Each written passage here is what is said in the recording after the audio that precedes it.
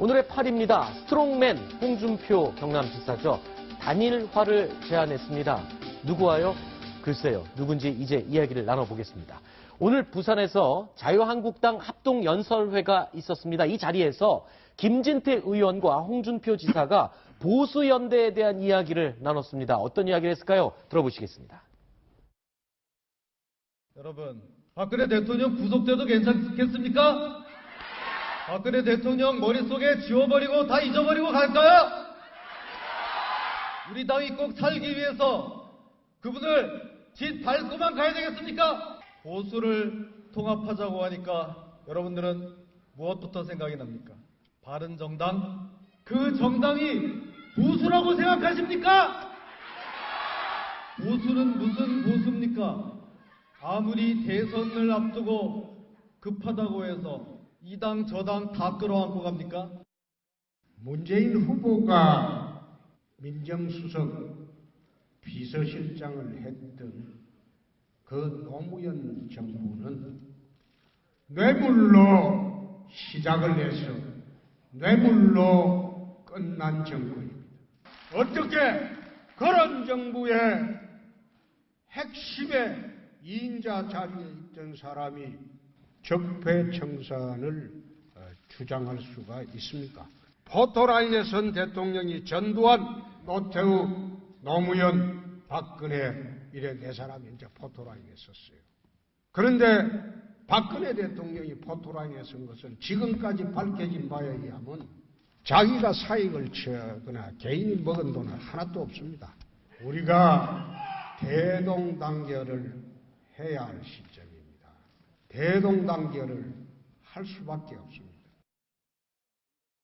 자, 지금 김진태 의원 친박 결집을 강조하고 있고요. 홍준표 지사 같은 경우에는 작정하고 연일 지금은 노무현 전 대통령에 대한 비난을 쏟아내면서 자신의 지지층을 결집하려는 그 의도가 굉장히 다분해 보입니다.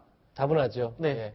홍준표 지사가 지금 뭐 정확한 수치는 알려져 있지 않지만 어쨌든 자유한국당 경선에서 굉장히 크게 앞서 있습니다. 네. 김진태 의원하고도 뭐 3배 차이가 난다 뭐 이런 얘기가 있는데요. 결국 지금 자기의 목표는 이제 경선이 아니죠. 본선이죠. 네. 본선에 맞설 상대는 당연히 문재인 전 대표가 될 거라고 보고 있는 거고요. 그렇다 그러면 문재인 전 대표의 가장 아킬레스건, 가장 취약점은 결국 문재인 전 대표가 2인자로 있었던 노무현 정부도 역시 뇌물과 그리고 측근 비리로 실패한 정부였다. 이런 프레임으로 같이 이제 맞대응을 하는 거죠. 네. 그렇기 때문에 이제 보수 대연합은 당연히 이제 그 홍준표 지사 입장에서는 뭐 선택의 여지가 없는, 당연히 반드시 해야만 하는, 그래야만 문재인 전 대표와 1대1로 맞설 수 있는 구도가 되기 때문에 뭐 당연히 지금 정석대로 가고 있다 이런 생각이 듭니다. 네. 일단은 뭐 홍 지사가 지금 보수층에서 지금 또 자유한국당에서 일단 본선에 진출할 수 있는 가능성이 가장 높잖아요.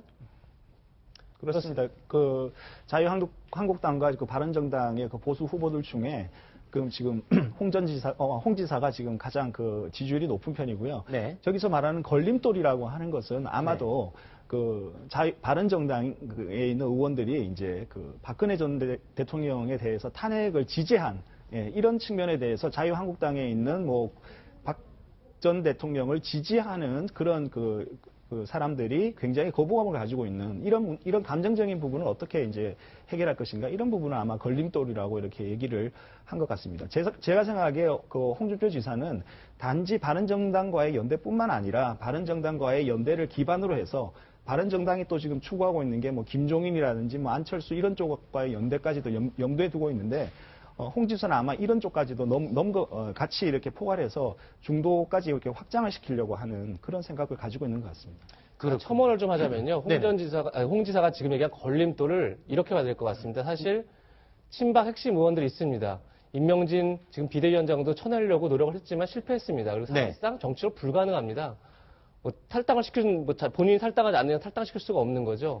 그래서 바른정당에서는 아마도 단일화의 조건은 이걸 걸 것 같습니다. 박근혜 전 대통령을 탈당시켜라. 그러니까 쉽게 해서 1호 당원인 박근혜 전 대통령이 나가야 한다. 당에서.